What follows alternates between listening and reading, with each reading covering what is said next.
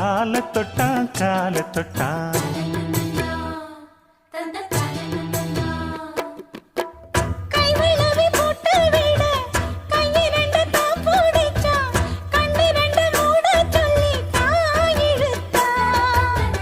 மூக்குத்திய போட்டு விட உம்மகத்தை தான் நிமித்தி நேருக்கு நேர் முன்ன வந்து தான் சிரிச்சான். அடி கண்ணு முடிச்சா மாமனத்தான் காணவில்லை, அங்க நடந்த கதை அத்தனையும் கனவுக்குள்ள. அடி ஆசமச்சான் வாங்கி தந்த மல்லியப்பு அது தானாகத்தான் தந்ததம்மா.